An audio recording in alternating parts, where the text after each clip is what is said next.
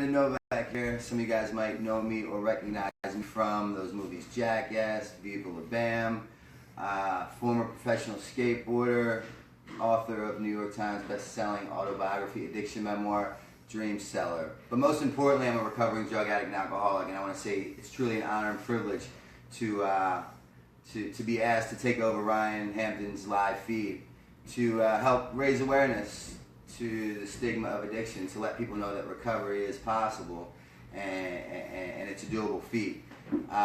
Statistics state that I should be high, drunk, or dead right now.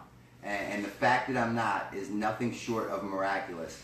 It defies logic that I can sit here tonight and kind of give to you guys a way up and out of your current position, because I was deemed that addict that was unhelpable or unfixable. I suffered from addiction for 21 years. I've been in 13 inpatient treatment centers. I've lost count of outpatients and detoxes. My mother bought me a plot. People had taken life insurance policies out on me. I was on life support for 7 days.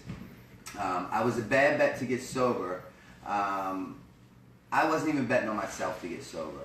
But what happened to me is that, God willing, I finally hit that mark where I got that gift of desperation. And when that gift of desperation arrived, then the willingness appeared, because I was willing to do whatever it took to get out of my current situation. And when that willingness appeared, then I became teachable. Because what I've come to find out along my journey is, like, when I know the walls go up, I'm not open and receptive to anything new, I believe that I have this, and next thing I know, I have a bottle of wine in my mouth or a needle in my arm. I've seen me do it time after time after time, and I've learned along my journey this time that the moment that I forget where I come from, I'm destined to return. I've seen me do it. You know, my story is different, man. Like, when I don't have that aha moment that a lot of people speak of, like when they did their first drink or first drug, like they felt like they arrived. Because the reality is before drugs and alcohol came into place, skateboarding did that for me. Yeah, I was the weird little skate rat in school. I never got invited to parties, but you put me in a room with a skateboard, and I felt like I fit in. I never felt like I was out of place. I was uncomfortable in my own skin. I wasn't the kid that showed up to class in fear of everyone making fun of me. Actually, I was the kind of fellow, like, when I showed up to class, I predicted that everybody was waiting for me. You know what I mean? But what happened for me was, once I picked up that drink and drug, anything that required the words honest, reliable, or dependable, my drug said, no, you can't have that, because that does not help you get one more. So I pushed them out of my life immediately. And you'll hear a common theme in my story, that anything that got between me and that drink or that drug must and will go, or I'll sell it to you for $10. Depending on the day, 5, because if you have 5, let's go half. I hear people share, like, I lost this, I lost that. I didn't lose anything. I know exactly where it's at. I can take you to the street corner that it resides on, or I can take you to the fellow who I gave it to. Because the reality is I'm part of that 10%, right? That when I pick up one of anything, one drink or one drug, I cannot tell you where I will end up, who I will be with, or what I'll be doing. Literally anything is possible. So what I focus on is me being that 10%. I don't focus on the other 90% of the world that is not that 10%. Because then when I'm doing that, I'm taking the focus on myself. And what I've learned along my journey of sobriety and recovery is that recovery is an internal job, right? Meaning that no woman, no bank account, no home, no state, no country is going to solve my alcoholism. You know, I remember at one point in time, I came up with a sure-proof plan of how to fix my alcoholism. I was going to move to Helsinki, Finland. And I moved to Helsinki, Finland. I figured, like, wow, I can go to literally a whole new country across the world. They don't even speak my language. I can really go there. I can regroup. I can rebrand. I can reassess. I can reevaluate and kind of redo life. And those were my intentions. You strap me up to a polygraph, I'll pass with flying colors. When I get to Finland, I am not going to do what I'm doing today. Only to find myself in a lobby bar in Helsinki, Finland, drinking bottle after bottle, going to the bathroom, shooting bag after bag. And I told my sponsor about this, and he said, Brandon, the only problem with that geographical change is that no matter where you go, you take you with you. You can't shake your shadow. So after doing some research about my disease of addiction, I realized that drugs and alcohol are not my problem. They're my answer. I love you, I shoot dope. You cheat on me, I shoot dope. You die, I shoot dope. You put me in Italy, I shoot dope. You put me in Philadelphia, I shoot dope. I can justify why anything, place, or person makes a good enough reason for me to shoot dope. So what happens is, I go to treatment this time, you take away my solution, drugs and alcohol, I'm left with myself, by myself, without my number one coping mechanism, and I'm like a stranger in my own skin, and I'm wondering who the fuck let me in. Because the reality is the problem is me. It's my thinking, my attitude, my behavior. So I remember I went to my first treatment center at 17 years old. I ended up in this treatment center, and the reason why I went to this treatment center was to prove a point to my mother and, at the time, girlfriend. I was kicked off of Pal Peralta, and I got a phone call from my team captain, Todd Hastings, and he said, Brandon, we have one or two options we could do with you. We could put you into treatment, or you can quit the team of Pal Peralta. And I didn't have a breath of fresh air in my lungs when I said I quit, because I told you anything that gets between me and that one, has to go. Because I'm the kind of addict that once I pick one up, I lose the privilege to have choices and options of what I will or will not do for one. I'm an all-in kind of fella. If I could control my using, I would have did that. Trust me. But I can't, and that's okay. I've accepted it. See, the difference today is that I knew that I was an alcoholic and my life was unmanageable. I knew that for years. If that wasn't the case, my mother wouldn't have bought me the plot. I wouldn't have been in jails and institutions. I wouldn't have been dead for 7 days. But the moment the terms of my contract had changed is when I accepted that I was an alcoholic. Because what that allowed me to do, it allowed me to stop attending Brandon's Anonymous. It allowed Brandon to stop sponsoring Brandon. And it allowed Brandon to stop being Brandon's God. And then, oddly enough, I was able to get 1 day sober, a week sober, a month sober. Sitting here today, coming up on 2 years sober without the use of a drink or a drug. So when I go, I quit the team of PAL. I continue to shoot drugs full time. And then about a month into it, my mother comes to me with this proposal. My mother and my girlfriend, they said, Brandon, we have a great idea for you. I said, what's that? They said, we want you to go to treatment. And I thought about it for a second. I said, that's brilliant. A, I have the time, and B, I'm going to go to rehab, and I'm going to report back to you too why I'm not these people, nor will I ever be. You just caught me in a bad situation, in a bad day, on a weird time. And so I went to that treatment center with a closed mind and a closed heart. Keep that in mind. And I'm in the treatment center, and it's around 10:30 at night. I'm ill as a research monkey. I'm trying to make this bowl of ramen soup, chicken flavored. I'm spilling the broth all over me. And out of nowhere, this black man walks up to me and he says, white boy, what are you doing here? I said, heroin. He said, how old are you? I said, 17. He said, do yourself a favor and don't turn 18 in a place like this. And as quick as that man came, he left. He nor I had no idea the significance of that conversation would ever hold on me. You know what I can tell you about that black man? I can tell you where the 4 teeth were placed that were in his mouth, because at the time I had all mine. I could tell you that he was 75, I was 17. He smoked crack. My mind told me I successfully did heroin. He was homeless. I live with my mother and my girlfriend. He needs this place. I do not, right? I'm comparing out. I'm proving a point of why I don't belong here, why I don't belong with these people. You know what I can't tell you about that first treatment center? I can't tell you my counselor's name. I can't tell you about the healthy or unhealthy boundaries they were trying to instill in me. I can't tell you about the relapse prevention packet that they were trying to shove down my throat, because if I could tell you those things, that might mean that I could relate, and I want no part of that. So I leave that treatment center, disease untreated, no defense against me or that first one, and I turned 19, 20, 22, 23, 24, 26, 27, 28, 29, 31, 33, 34, 35 in a jail or a treatment center. And every year, whether it was on my bunk in my cell or on my bed in whichever treatment center I was in, all I would think about was that crazy old man that smoked crack.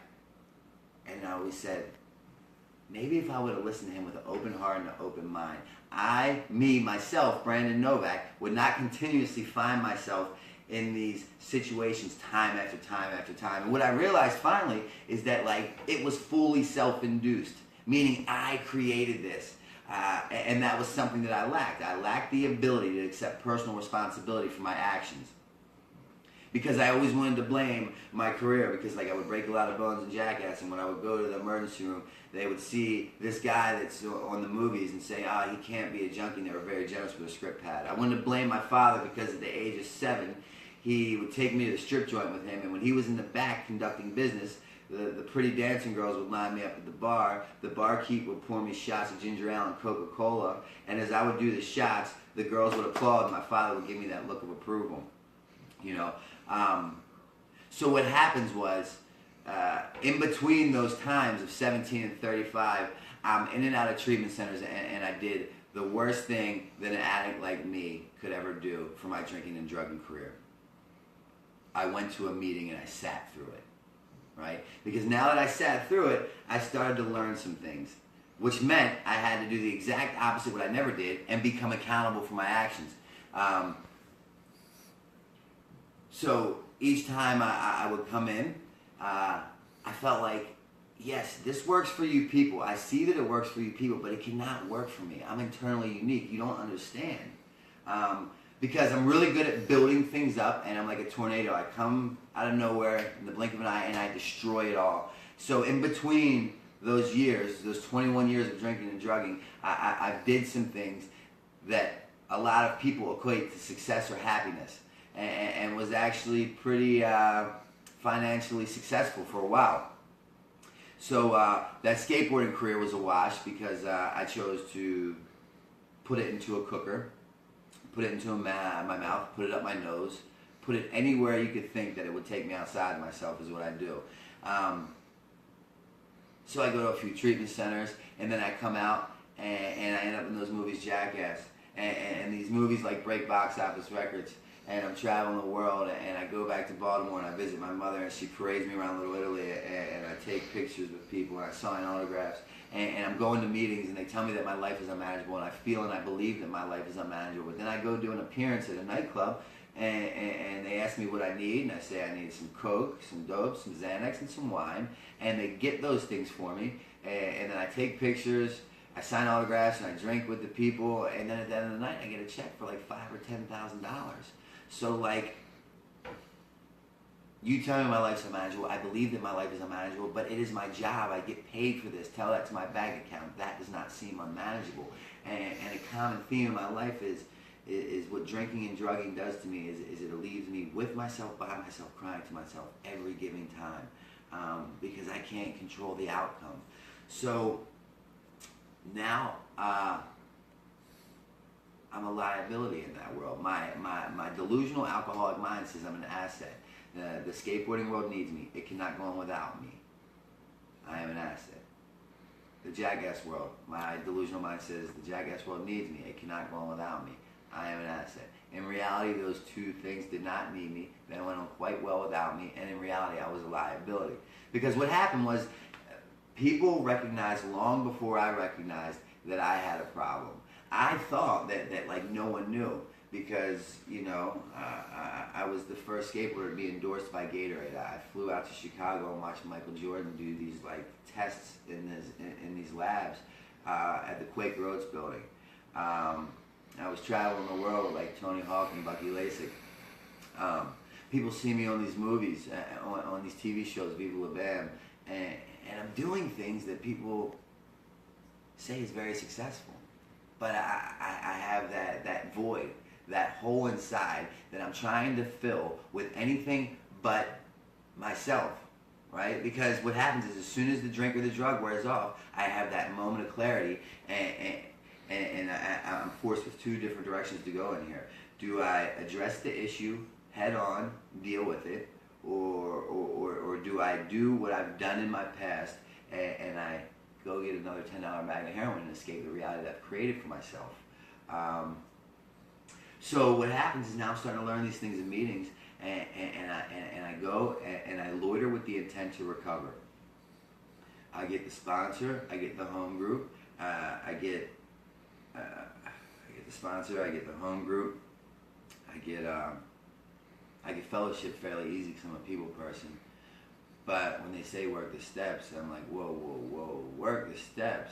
A, the word work is not in my vocabulary unless I pay the $10 or a glass of wine. And B, you want me to work these steps to allow things to happen on God's time and to give me things when He sees fit. Don't you understand? I'm an addict, I'm an alcoholic. I need results like yesterday, last month, or last year. So now I'm at the point where I see other people getting better, but I can't get this, right? Because unfortunately what I don't recognize at the time is I am my biggest enemy. The only thing that is blocking me between me and getting better is myself. And my sponsor always tells me, he says, Novak, why would you ask advice from the last person you shot heroin with on ways to better your life?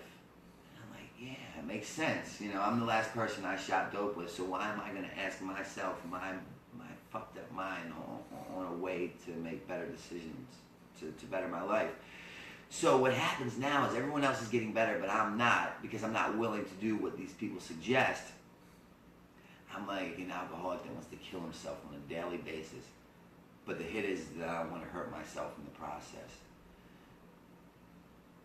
Strap me up to a polygraph test. I'll pass with flying colors. Tomorrow is going to be different. Only to wake up tomorrow to repeat yesterday's actions and find myself in like a Groundhog's Day effect for the better part of 15 years. So then I get a little bit more pain. I go back to treatment centers, and now I write this book, right? I write this book, an autobiography addiction memoir. Now I'm a published author of an autobiography addiction memoir. Take it a step further. The book becomes a New York Times seller, and I'm receiving hundreds of thousands of pieces of mail from all over the world saying, Novak, thank you. I read your book. I didn't want my story to get as bad as yours. I have 30 days. Of you saying, Novak, thank you. I read your book, and I realized that my mother has a disease. She's not doing this because she doesn't love me. Of people saying, thank you. I read your book. I understand that my wife doesn't not love me. She just chooses to pick a needle, and she really has no say-so in the matter. So my delusional alcoholic mind said I just wrote the big book of Alcoholics Anonymous. And I believed it. I truly believed it. And I couldn't understand how I was like helping a lot of people, but I couldn't keep a needle out of my arm. And I really kind of believed that I was going to die with a needle on my arm. So much so that I went out and I got an actual needle tattooed in my arm. Like, I accepted that that was the way it was going to go for me. But the reality is that, like, I was fucking horrible at suicide because I kept waking up. So finally, what happened to me was that Greek? Oh, we got 10 minutes. We've got a couple questions, too. All right. So what happened to me was at the end, right? At the end of my story, fuck being a New York Times best-selling author who's written a book on addiction. Fuck this guy who was in Jackass, Viva La Bam, Where the Fuck is Santa, CKY. Fuck this guy who was a former professional skateboarder for Pal Peralta. In theory and on paper, a very successful individual. In reality, at the end, 35 years old, found myself living back in Baltimore City, in my mother's house. My worldly possessions consisted of 8 scarves, 2 jackets, 3 socks, and a stick of deodorant. I left the house once a day to go buy $180 worth of heroin and cocaine. And the worst part about it is I heard these in meetings, man. It was really hard to drink a glass of wine when it's cut with AA. It's really hard to shoot a bag of heroin when it's cut with NA, because I knew there was a way up and out, and I knew there was a better way, provided I got the fuck out of my way. So what happens is I'm stuck in that room. I'm leaving the house once a day to go buy $180 worth of heroin and cocaine, and my answer for 21 years, drugs and alcohol, somewhere along the 21 years, became my problem to everything. So my answer, which now became my problem, was still okay because it allowed me to escape the reality that I created for myself when I put that thing in me. But take it a step further. My answer, which became my problem, didn't even work for me anymore. It didn't even get me high. I could not get high and I couldn't die. So what I realized is that I have to do this program. It's the only thing that I have not given my all to. So I call my treatments, I call my parole officer and I say, I'm in a bad way, can you help me out? And she said, get up to Pennsylvania and we'll see if we can get you in a treatment center tomorrow. So I go to her office and she says, Brandon, I should violate you right now, but I'm not. I'm going to give you one more attempt. She asked me what was going to be different, and I didn't know. I didn't have an answer. And frankly, I was tired of giving her answers because I didn't know if they were going to be honest or not. So I just said, I don't know. And I went in there, and when I got to the treatment center, I saw my same counselor that I'd seen before. And she said, Brandon, you're back with us. And I said, yeah. She said, if you play your cards right, today could be the best day of your life. And I looked at her and I said, Christina, do you need a ER analysis? Are you high? You know who I am. You know what I've done in my past. You know what I'm capable of doing. I stand before you, a 35-year-old man, with my worldly possessions in this bag that doubles as my pillow. She said, trust me, you play your cards right, today could be the best day of your life. And then they put me in the intake room, and I'm doing my paperwork, and I've sat in the same chair talking to the same woman 4 previous times. And each 4 previous times, she'd say, okay, Mr. Novak, your insurance covers 90 days. And I'd say, in theory, 90 days sounds great, but in reality, I'm more of a 45-day kind of fella because I have this woman to see, this state to travel to, this job to fulfill. And she laughed at me each time. She said, sweetheart, you have no idea. Anything and everything you put in front of your recovery does not or will not matter because you will lose it. And I said, yeah, but you don't get it. I'm different. I've made things happen. I'm capable of producing really good things. Look at my past track record. And she laughed. And what happens is I remember her telling me that the first time. I now sat before her 4 times later in the same chair doing the same old song and dance. She came to me and she said, Mr. Novak, your insurance covers 90 days. I was so physically and mentally fucked. All I could do was shake my head okay. Because if I said no, that entailed an explanation, and I was so low that the curb looked like a skyscraper. So I went up to the detox, and I didn't have any clothes. They took me downstairs to the donations bin, and they were trying to find some underwear, some sweatpants, and they didn't have any of that. But what they had was a pair of size 40 women's sweatpants with no drawstring. They had a woman's tank top and a pair of size 13 Jesus sandals. I'm not a woman, and I don't wear a size 13. To say that I was uncomfortable is an understatement. But what happened was the willingness appeared. The desire to get sober was there. I was willing to do whatever to better my life. So I successfully completed that 90-day treatment center. I got out of rehab, and I got a job washing dishes. I went from washing dishes to waiting tables. The book that I told you about, I'm scheduled to have another book come out March 27th, 2017, to be followed with 2 more books, so it'll be a trilogy set. I have a graphic novel coming out. I've been on parole and probation since I was 16 years old. I'm now 35. I had not had one free day in between that time to be a free man. A year and a half ago, I literally signed my release papers. I'm no longer property of any state, city, or country. My mother, that I love more than anything in this world, at the end, when she exhausted all opportunities, options, and resources, had no other suggestions to help her son. All she had left to do was to go to God with one simple prayer. God, please cure him, or kill me. I can't take it anymore. And when she did that, she called the police and she got a restraining order against me. Because she refused to no longer love me to death.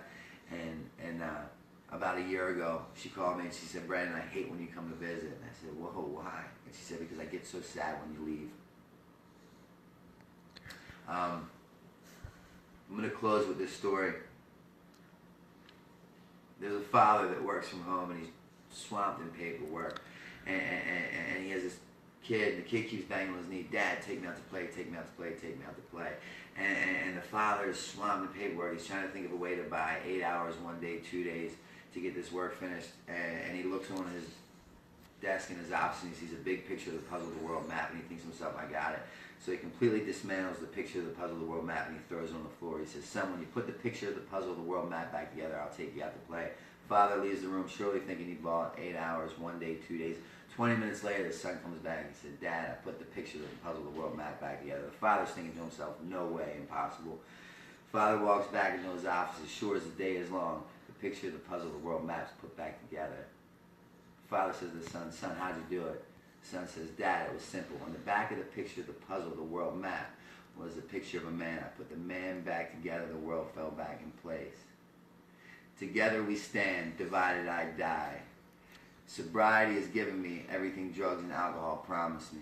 My name is Brandon, I'm an alcoholic. Thanks for listening. Brandon, we got a couple minutes, real quick, couple questions. What do you think your greatest achievement is since you've been sober? My greatest achievement that I've accomplished since being sober was May 25th, 2015, when I was and said, you know what, I've had enough and I'm willing to do whatever it takes to better my life. That's by far, because with that, I've gained everything else back tenfold, things that I didn't even know were possible. That worst day of my life was the best day of my life, because what happens was my counselor, when she said that to me, she saw in me what I did not see in myself. Nice. What do you do on a daily basis to keep your sobriety first?